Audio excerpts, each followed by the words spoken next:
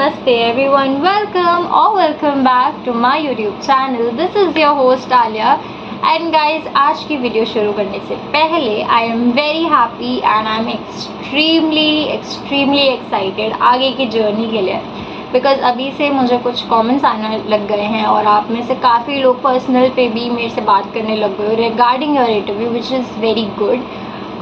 Ultimately देखो, मेरा M और मोटिव इस चैनल को बनाने का यही था कि मैं आप लोगों की हेल्प कर पाऊँ. और जैसे मैं अपने टाइम पे सोचती थी कि कोई चैनल होगा जो सच में अनफिल्टर्ड सारी चीज़ें बताए. And then here we are कि मैंने खुद ही अपना चैनल शुरू कर लिया एंड मैंने सोचा कि when I see a lot of you coming to I fly with me, I think that will be the most happiest moment of my life कि मैं किसी के लिए एक बहुत अच्छे तरीके से किसी को गाइड कर पाई. And this channel is actually for those जो एविएशन को एज अ ड्रीम देखते हैं, एज अ करियर देखते हैं और बिल्कुल मेरी तरह हैं.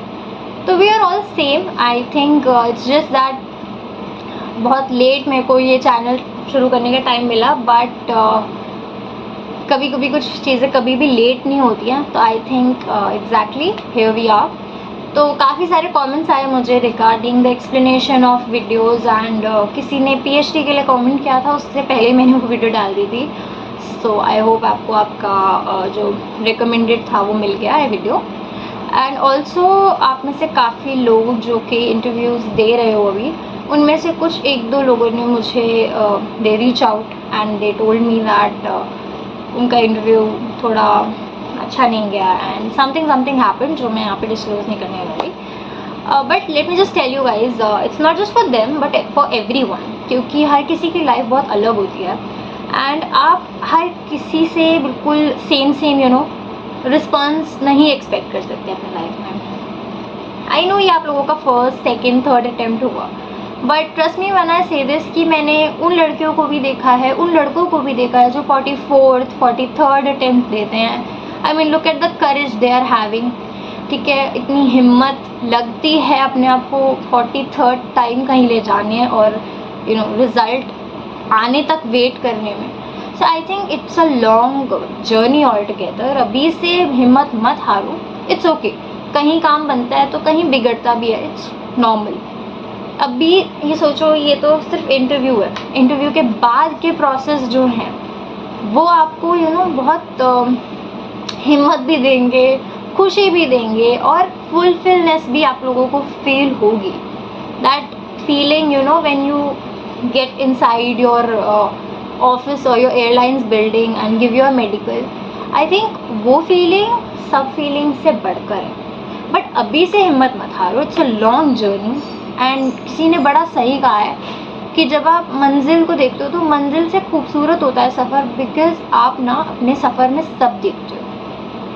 आप अपने टाइम देखते हो, जब आप कुछ भी नहीं थे, आपने कुछ नहीं सोचा कि आप क्या करने वाले हो, देन आप वो टाइम देखते हो कि आपने कितनी हिम्मत करी और आप इंटरव्यू के लिए गए. फिर आप देखोगे कि यार मैं तो पहले में रिजेक्ट हो गई थी या हो गया था, then I didn't give up. मैं फिर उठी and then I did it. और अब फाइनली मैं अपनी मन पसंदीदा एयरलाइन में हूँ एंड तभी मैं कहती हूँ हाई फ्लाई जाने से ज़्यादा खूबसूरत चीज़ कोई नहीं है दुनिया में. इंडीड कोई नहीं है. और मैं सिर्फ हाई फ्लाई की क्यों बोलूँ, एयर इंडिया का, आकाशा, every one is beautiful.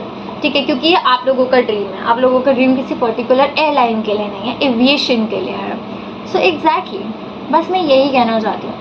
There are days and of course जो अगर आपको रिजेक्शन आपकी लाइफ में नहीं मिलेगा तो आप सिलेक्शन के पीछे भागोगे and this is a fact. So calm down, कुछ दिन लगेंगे, रिकवर हो जाओगे. कूलिंग पीरियड भी आप लोगों का होगा 3 मंथ से 6 मंथ्स तक. कोई बात नहीं, उस एयरलाइन को अभी के लिए थोड़ा साइड रख दो and go to some other airlines. कोई बात नहीं, everything is okay, nothing is wasted. जो फीडबैक आया है उस पर थोड़ा ध्यान दो and will be all okay.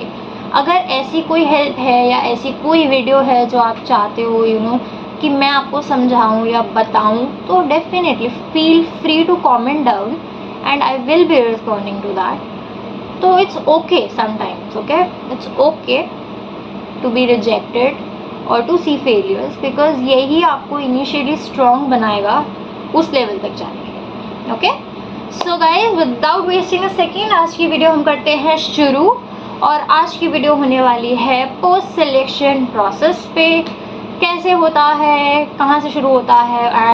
So guys let's get started. तो जैसे ही आपका पीएचडी सिलेक्शन हो जाता है वैसे ही आप लोगों के पास आता है इंडिगो की तरफ से वो ईमेल जिसके लिए आपकी आंखें तरस चुकी थी, कान सुनने के लिए तरस चुके थे और पेरेंट्स देखने और सुनने के लिए तरस चुके थे। वही ईमेल जो साफ बताता है कि अब आप इंडिगो क्रू हैं।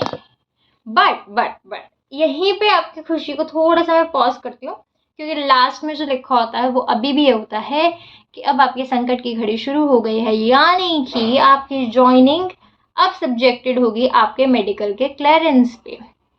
मेडिकल, ये क्या हुआ, ये कहाँ से आया, ये यहीं पे था गाइस, डे 1 से यहीं पे था।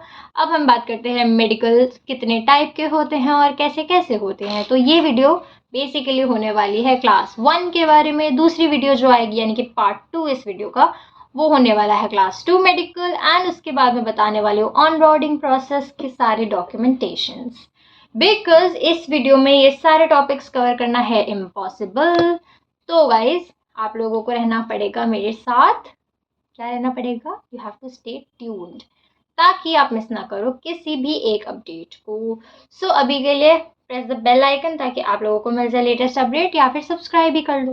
ओके, सो जैसे ही आप लोगों का क्लास 1 हुआ, अब क्लास 1 में क्या होता है समझो। जैसे ये ईमेल आया आपके पास कि इंडिगो ने आपको सेलेक्ट कर लिया, लेकिन अब आपकी जो ज्वाइनिंग है subjected to the clearance of your medicals.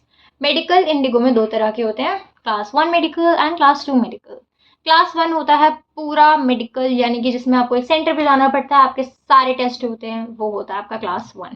Class 2 से थोड़ा डिफरेंट होता है। उससे पहले मैं आप लोगों को बता दूं कि आप लोगों के पास आएगा ईमेल जिसमें इंडिगो साफ बताएगा अपने मेडिकल पार्टनर यानी कि मेडिबडी के बारे में। मेडिबडी देन आपको कॉल करेंगे, आप लोगों से आपकी लोकेशन कंफर्म करेंगे ताकि वो आपको बता पाए आपके नियर बाय सेंटर्स के बारे में। हालांकि वो नियर बाय होते नहीं है, बट कोई बात नहीं। तो यहाँ पे आपको जाना पड़ेगा गुरुग्राम, जहाँ पे है आपका आरटी स्कैन्स, जहाँ पे आपका मेडिकल 1 होगा। अब यहाँ पे मैं एक एडवाइस दे दूँ, ये थोड़ा गुरुग्राम के अंदर है लोकेशन, तो पहले से ही इसको एडवांस में अपने मैप को तैयार कर लेना, और अगर हो पाए तो लोकेशन आइडेंटिफाई भी कर लेना, बिकॉज तब आप लोगों को टाइम नहीं मिलता। रिपोर्टिंग टाइम 8:30 होता है, तो शार्प 8:30 वहाँ होना पड़ता है, वरना फिर लगना पड़ता है लंबी लाइन में, जो कि बहुत अनएक्सेप्टेबल होता है। तो डेफिनेटली अगर जल्दी जल्दी जाना है तो जाओ, वरना लेट जाओगे लेट आओगे। एंड इसी के साथ जैसे ही आप एंटर करोगे, आप जाओगे रिसेप्शन डेस्क पे, आप बताओगे that we are IndiGo cabin crew and we are here for our class 1 medical. ये बोलते हुए बहुत प्राउड फील होता है।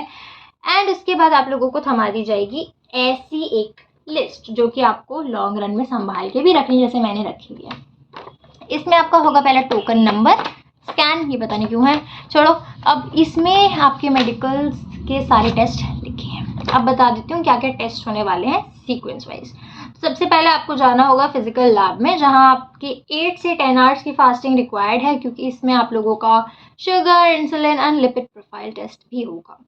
तो यहाँ पे जाएंगे, आपसे ब्लड ले लिया जाएगा एंड इसी के साथ साथ आपसे यूरिन सैंपल भी ले लिया जाएगा।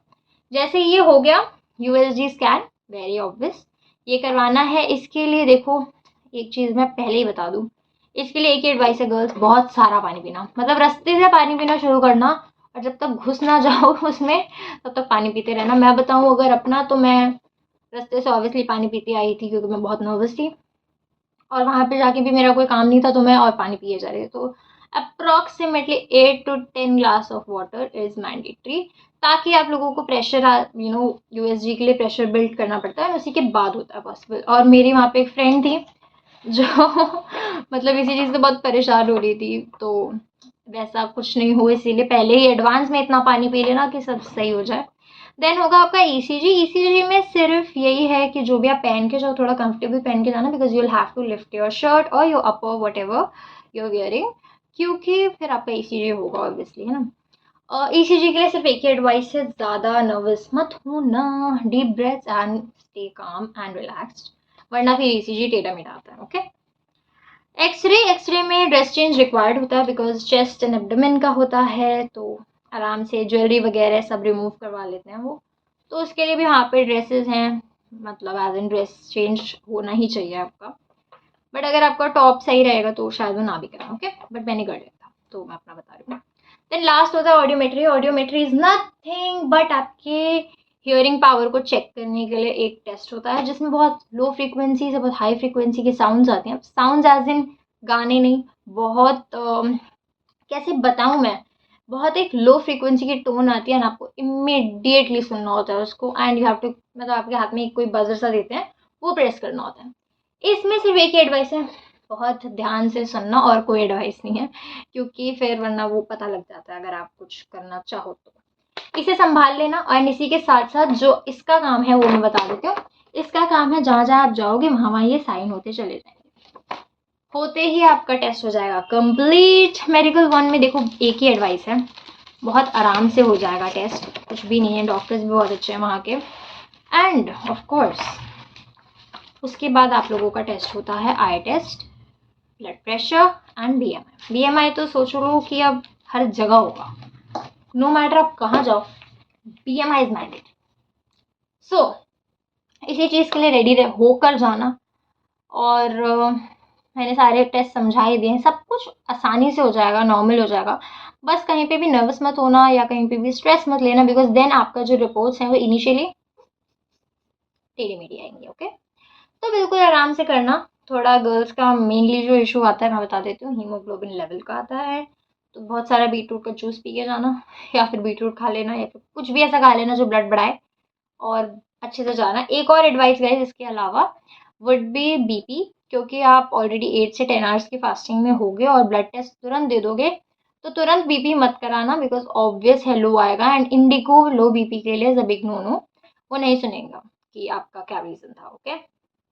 सो बीपी के लिए बी वेरी अवेयर। बीपी कराने से पहले आप थोड़ा सा ब्रेक ले सकते हो डॉक्टर से पूछ कर, एंड आप कुछ खा के आ सकते हो, तो ये ज़रूर कर लेना ताकि बीपी बिल्कुल ओके आए, सब सही आ जाए। अब एक और चीज़ जो मैं बता रही हूँ कि वेट होता है एंड आई टेस्ट नॉर्मल है, वही सामने वर्ड्स हैं, अल्फ़ाबेट्स हैं, आपको वही पढ़ने होते हैं, बहुत नॉर्मल रहता है।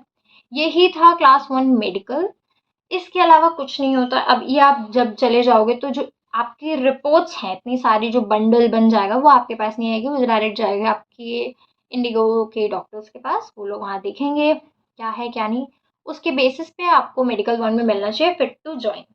फिट टू फ्लाई मेडिकल 1 में नहीं मिलता है, फिट टू फ्लाई मिलता है, आगे बताएंगे। तो फिट टू जॉइन आपको इसमें मिल जाना चाहिए मेडिकल में, ताकि आप अपने क्लास 2 के लिए क्वालिफाई कर सको। इसी के साथ आपका क्लास 1 मेडिकल होता है ख़त्म। अब टाइम जो अप्रॉक्सीमेटली लगता है, देखो कुछ भी हो, इंडिगो से कुछ भी रिलेटेड हो, ऐसा नहीं है कि 1-2 घंटे में कुछ भी होगा। हर दिन अगर आपका कुछ ना कुछ हो रहा है तो ये मान के चलो कि एक पूरा दिन लगता ही है। फॉर्मेलिटीज़, डॉक्यूमेंटेशन, इतना कुछ होता है कि एक दिन आराम से जाता है, आराम से। वहाँ पे खाने-पीने की टेंशन बिल्कुल मत लेना, आस-पास स्टोर्स हैं तो आप वहाँ पे आराम से जाओ, रिलैक्स होकर जाओ और रिलैक्स होकर वापस आओ। And this was it for this vlog. अगले व्लॉग में हम डिस्कस करने वाले हैं क्लास 2 मेडिकल क्या-क्या होता है, कैसे-कैसे होता है, एंड उसके बाद ऑनबोर्डिंग प्रोसेस। तो this is actually a series जहाँ मैं आप लोगों को सिलेक्शन यानी कि पोस्ट सिलेक्शन से लेकर ऑनबोर्डिंग प्रोसेस तक सब बताने वाली हूँ। So this was it for today's vlog. I hope I covered all the topics. I'll see you in the next vlog. Till that, take care. Bye bye. And like, share, subscribe, and comment down. Bye bye. And क्या क्या होता है